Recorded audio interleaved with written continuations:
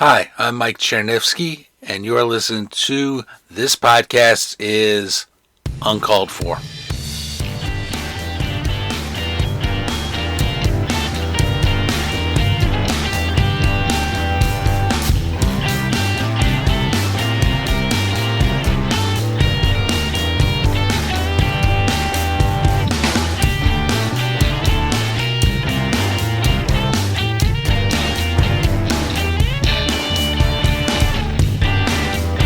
Welcome once again to the podcast.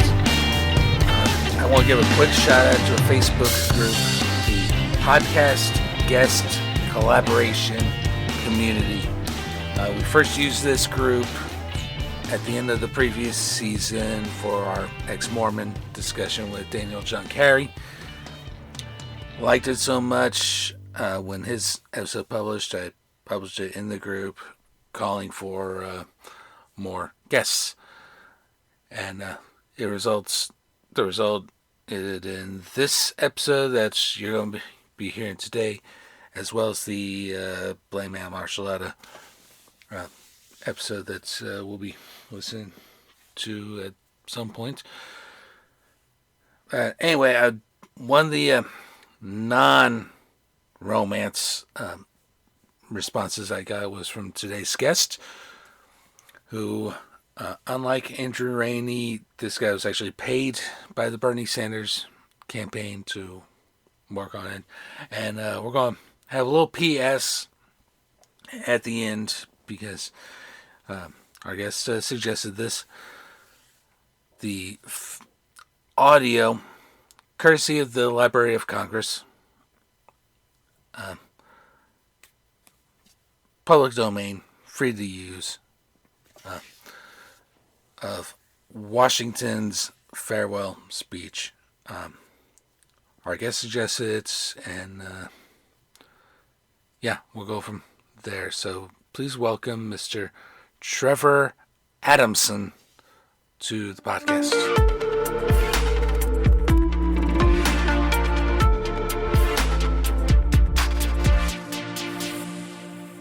All right, if you could please introduce yourself. Hey, I'm Trevor Adamson. All right, and good to meet you, Trevor. And from my understanding from our interaction, you volunteered for Bernie Sanders. I was actually a paid organizer for the Bernie Sanders campaign. Oh, that's awesome. That's awesome. Started on the grassroots. Yeah. So how'd you get involved with helping Bernie out? I like that he was an independent candidate. I didn't actually know a whole lot about him. I joined it. My intent was to spread George Washington's farewell address. Mm-hmm. So, it picked up, speed relatively, obviously a lot quicker than people had anticipated. Mm-hmm. I'm sure you remember all that. I do. So to help you and my audience at home, I actually ran for office in 2016, Kansas Senate, District 21. The seat is currently Democratic, but she was initially elected as a Republican, a more centrist Republican. But there was a lot of shenanigans that had happened on the Democratic side, and all of it from the Hillary campaign. So, yeah. So I'm wondering if that's something you experienced in 16. Did you? Oh yeah, there was a lot of and it's not, I think, solely the Hillary Clinton campaign's doing. Anytime you have, I think we've gotten away from, there's two views on democracy. People say we're a democracy, we're a constitutional republic, representative democracy.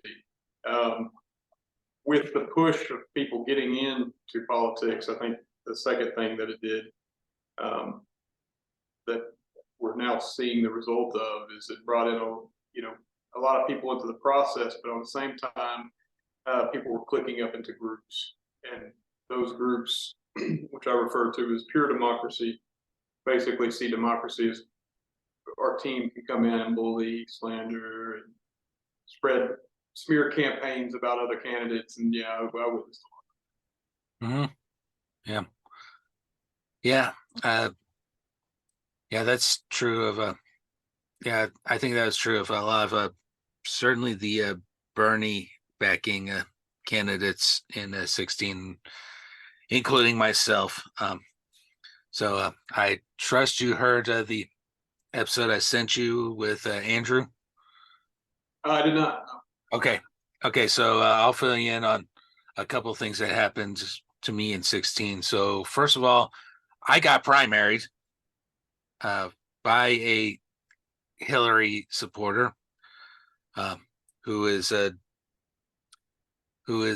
just as corporatist as she is.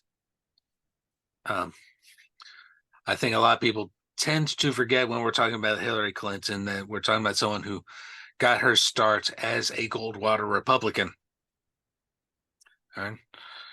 So she is not as far to the left as a lot of people would either think or what have you. Um, so the big shenanigans happened during we did caucuses in Kansas that year. So again, for our audience, a caucus is everyone shows up at a single location and then stands in corners of the room representing who you're planning on voting for.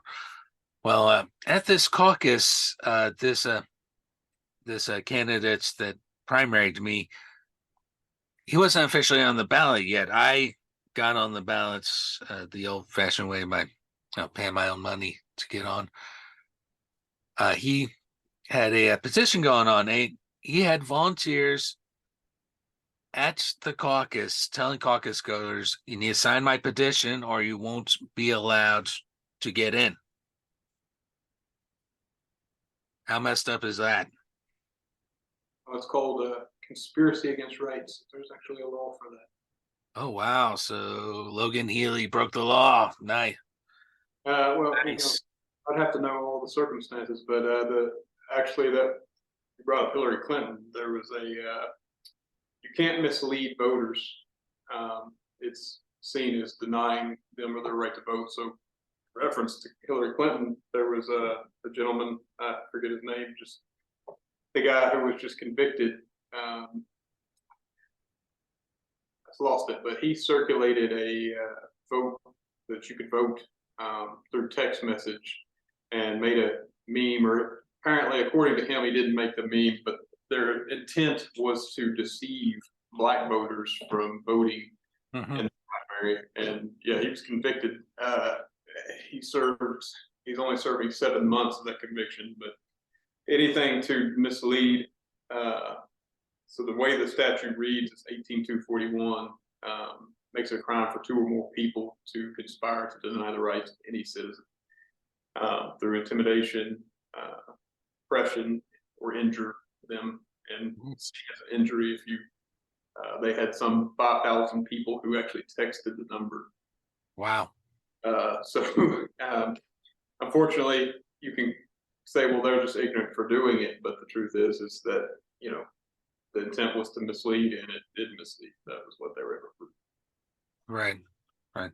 So yeah, so if he was, if especially during the election process was actually doing that, then we could see that would be. Yeah. I don't know what the statute of limitation is on that because we are talking about 2016 and is currently November 2023 when we record this. So it was well, that's the thing. It was 2016 when it was done. So in instances of fraud and things like that, the statutes of limitations are different. Yeah. So in the 2016 campaign, they didn't even start that case until I believe 2020, and now the outcome is 3 years later. It takes a lot of time for those cases. Mm. So yeah, I probably need to get a lawyer and figure out what the statute of limitations are because if they did indeed have that circle in, I need it Well, would it might it Or might behoove me to look into you to have to that. have evidence to support your claims, but Exactly. Yeah, that's going to be difficult. That's going to be difficult because it's just I wouldn't recommend it now. But I'm saying at the time, if you had documented those instances, or anybody that would watch this, yeah, you can't mislead voters. And when I bring up, pure democracy, so little instances like that happen in every campaign are, one, hard to detect because a lot of people don't know about the conspiracy rights statutes. But you know, ignorance is not an excuse. right, right. Um, well, that's just the tip of the iceberg with what's going on with my county party here in Johnson County, Kansas. Because yeah, a little further into that campaign, they started sending volunteers to my house.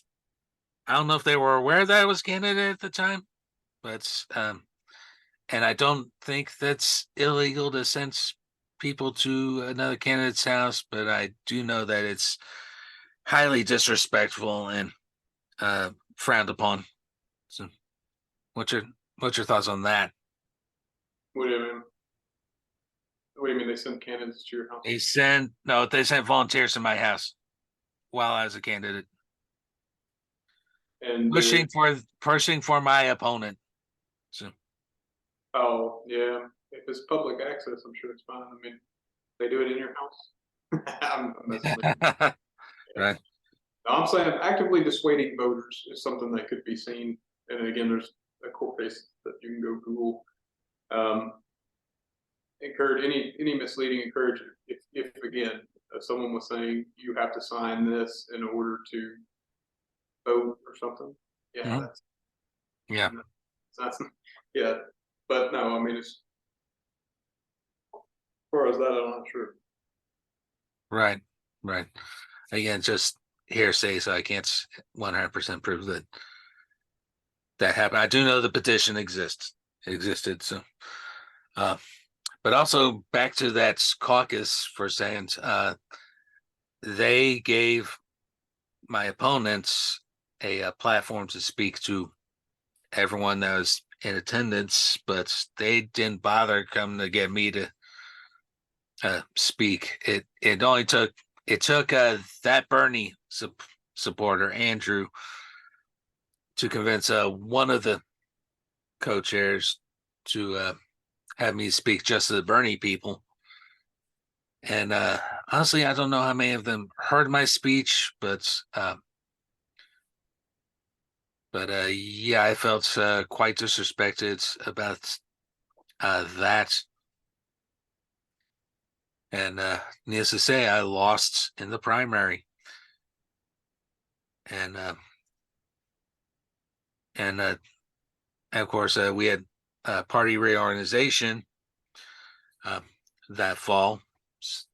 So during party reorganization, I tried to get myself back onto the executive board of the Johnson County Democratic Party, and I was stopped by the father of my opponent, who noted that yeah, I did support the Republican who became the Democrat that now represents our Senate district. Yeah, I supported her because she at least treated me with respect. All right, I was not given the same luxury by my primary opponent, so I like f him. F him. I'm going to vote however I want, and that vote reflects strongly on how your son's campaign treated me. So, and since then, it's very obvious that it's very apparent to anyone on the insides that the Johnson County, Kansas Democratic Party now skews corporatist, all right, and have made progressives like myself feel completely unwelcome. And I'm not the only one. I'm not the only progressive that has lost in a state level primary. I'm also going to point to 2018, a gentleman by the name of Matthew Calcara was primaried from the centrist wing and also lost. And then 2020 in the state house district, a gentleman named Randon Smith, who actually lives right behind me, he lost in a primary as well, again from the centrist wing of the party. So unless we're able to get things changed, centrists and corporatists are going to be running the party in the in Johnson County, and I don't think that's right. So Yeah, I'm not familiar with the politics. okay. But I mean, yeah, in order to, we mentioned the conspiracy and deprivation of rights claims. Those, familiar as yourself with those. What we got to get to is understanding that democracy, okay, is putting two people, irrespective of the number, as long as you fill the requirements to get up on the stage and speak, then it's up to the voter at that point. Right. I'll agree that, bullying people out of the process, is something that I feel is illegal and it needs to be addressed. But that's where you start that. The major feat. Mm-hmm. Well, so if I were to find the evidence, we could send a lot of people to jail. Sounds like, because yeah. Again, I don't want to imply that people committed a crime. That again, if someone was actively had a petition saying that if you did not sign this, then you couldn't vote. Mm-hmm. I would imagine if you could find that signed position and you had like a recording of it or something like that, then you do have evidence of crime. But Yes. That's kind of where we're at in the discussion with Hillary. You can look up and review that case. But what I'm saying is, irrespective of party or affiliation, my whole view, I consider myself an independent. And the reason for that is just to objectively look at the situation we're in, and whether it be because one person's definition of being democratic or progressive or conservative might be different from another group. And that's the whole thing. Our country was founded as a constitutional republic, so we did not give rise to tyranny of the majorities, is what they refer to them as. Which, for example, when some Republicans complain about Democrats, they are using democracy. They are Democrats. So my view is there's actually only a small percentage of factions on either side that are kind of dictating and pushing people out of politics. And I think especially in this election, that's going to be evident. Mm-hmm. Yeah. So yeah, let's look ahead to 24. Keeping the ongoing court cases aside, what should Democrats and progressives, I'll use both terms here, what should we do to ensure that we keep Democratic control of the White House past 24? So I think you hit the nail on the head right there. To keep control. Again, our process was meant to be where, and it's became hyper partisan. If you read George Washington's farewell address, what I'm going to tell you is it's too late, and that it was not heeded. So,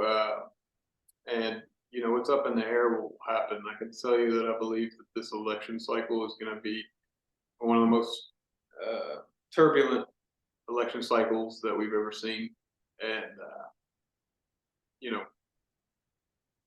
you have a lot of the internet has put I don't think people understand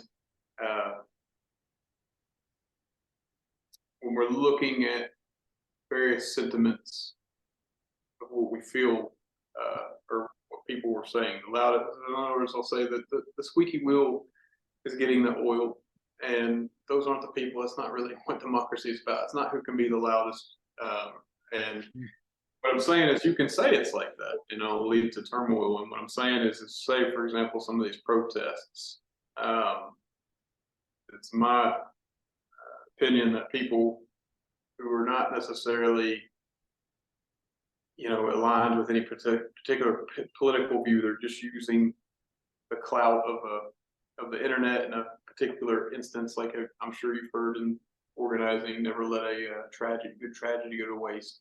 Mm-hmm. And when people that think like that, those are the people that are going to be grabbing the levers or at least tampering with them. And so when you ask that question, I don't think anybody, especially if they haven't read George Washington's farewell address or Abraham Lincoln's Lyceum speech, various founding fathers who warned of the exact time we're in, and the failure to heed that is going to have repercussions. I think we're going to witness those massive riots. Things of that. Yeah. Let's hope not. But yeah, I think you're absolutely correct on the riots thing. Like what happened on January 6, 21, that just that's inexcusable. Violence is never the answer. I don't think. And I would hope that one thing would dissuade people, but unfortunately, that would be a question of reason. And right now, what I see, for example, even the Palestinian protests, Mm-hmm. one thing to support the plight of the Palestinian people is a completely different thing to support Hamas. Right. Some kind of branch of freedom fighters. It's war. War's ugly, and from both sides. And again, that kind of, unfortunately, we've had a breakdown in talking about these issues, and I'm gonna go ahead and say it with the woke community. Mm-hmm. They understand conflict or geopolitical things to a degree. They have an academic lens of those things, and the problem with what we're experiencing now is this is not Vietnam. This is not even the Iraq and Afghanistan war. Mm-hmm.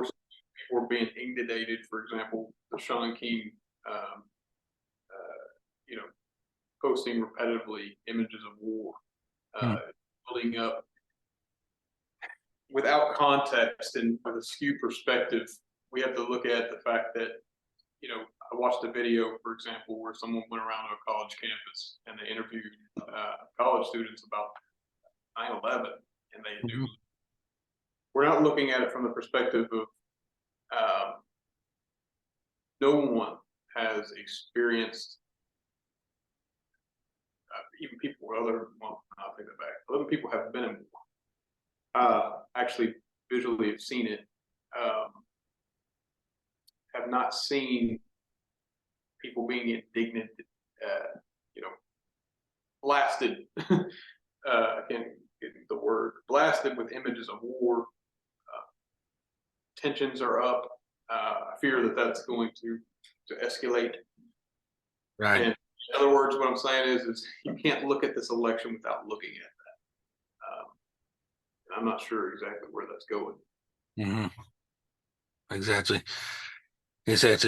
Well, I do know for a fact that on the right, since you're bringing up the whole Israel situation, they want end times. So they see this as, oh no, it's a biblical prophecy coming true, and that's some scary shit. Well, okay, so on that, so I grew up in a church that preached those things. That's kind of the problem where we're at, whereas the blanket or the people on the right. I know people of those spectrums, and by the way, there's the whole independent lane. There's a great portion of Americans that are either affiliated with other parties and not. So,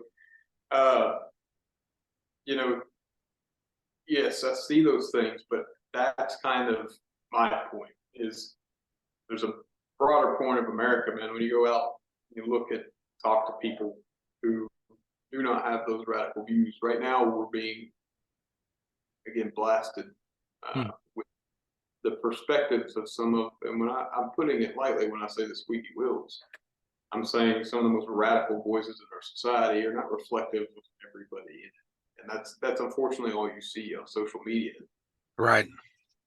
So it gives a person a failed perspective. And I'm not saying that there's going to be like a collapse of the republic or anything like that. What I'm saying is viewing this election, if we're talking about the election cycle, without notating those things, which we're not, those things going unchecked are going to fester. Will it be as bad as January 6th or some of the attacks on the White House that even some people don't want to reference the political protests about the George Floyd getting out of hand? Are those things going to be worse, or are they going to be the same? Right. Those people are now upset with both parties. I've seen it, So I don't know how that affects this election, but I know it's going to.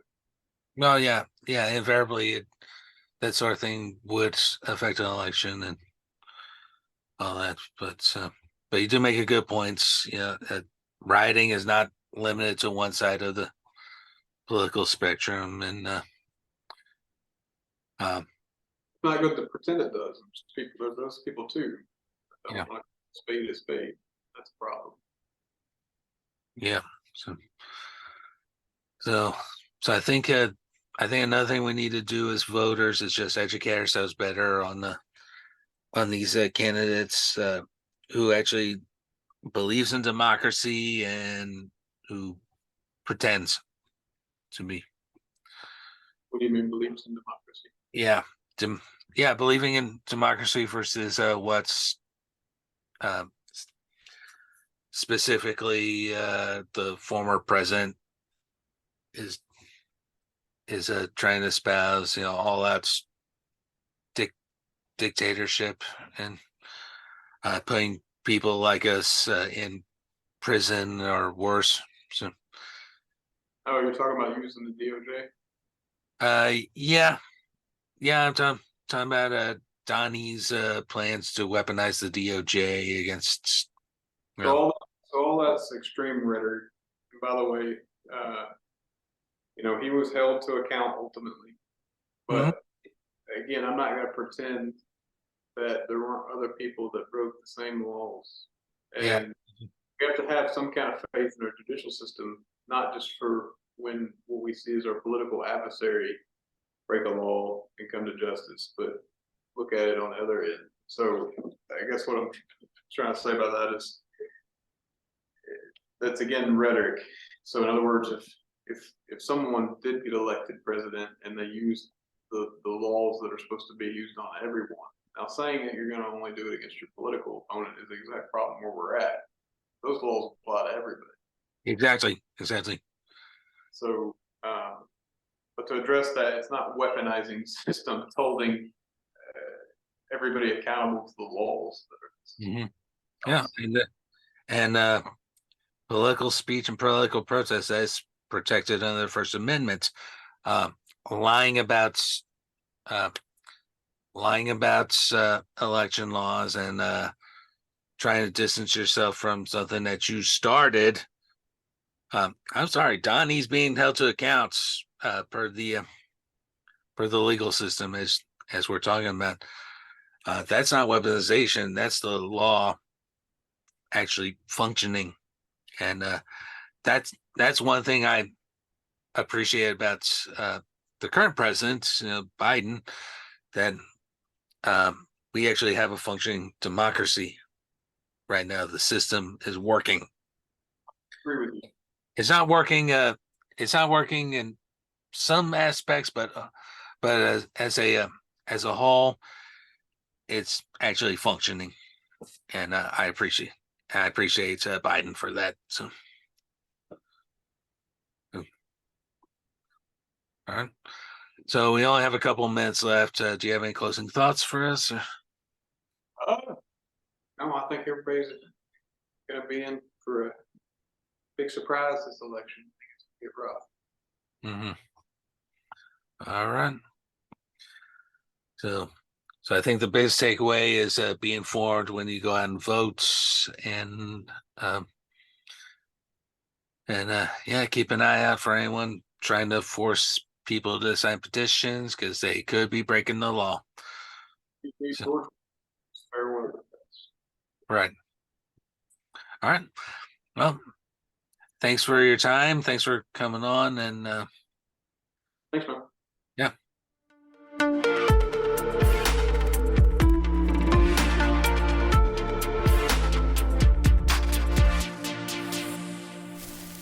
In offering to you, my countrymen, these counsels of an old and affectionate friend, I dare not hope that they will make the strong and lasting impression I could wish, that they will control the usual current of the passions, or prevent our nation from running the course which has hitherto marked the destiny of nations.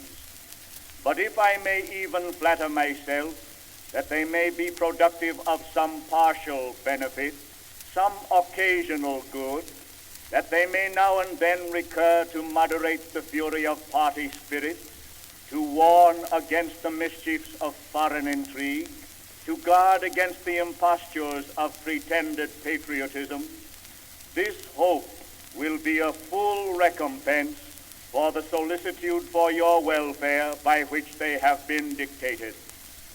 Though in reviewing the incidents of my administration, I am unconscious of intentional error, I am nevertheless too sensible of my defects not to think it probable that I may have committed many errors. Whatever they may be, I fervently beseech the Almighty to avert or mitigate the evils to which they may tend. I shall also carry with me the hope that my country will never cease to view them with indulgence, and that, after 45 years of my life dedicated to its service with an upright zeal, the faults of incompetent abilities will be consigned to oblivion, as myself must soon be to the mansions of rest. Relying on its kindness in this as in other things, and actuated by that fervent love toward it, which is so natural to a man who views in it the native soil of himself and his progenitors for several generations, I anticipate with pleasing expectation that retreat in which I promise myself to realize without alloy the sweet enjoyment of partaking in the midst of my fellow citizens the benign influence of good laws under a free government, the ever-favorite object of my heart, and the happy reward, as I trust, of our mutual cares, labors, and dangers. This podcast is Uncalled For, is hosted, produced, and edited by myself, Mike Cherniewski. The opening music is Iron Bacon by Kevin MacLeod at Incompetech.com. Licensed under Creative Commons by Attribution License. Our outro music, which you're hearing in the background right now, is Life is Good by Beat Mechanic. It is licensed under Creative Commons by Attribution 4.0 International License. And you can find this at freemusicarchive.org. The Washington farewell speech is courtesy of the Library of Congress website, loc.gov, and is available in the public domain. And once again, shout outs to the podcast guest collaboration community on Facebook for helping make this episode possible.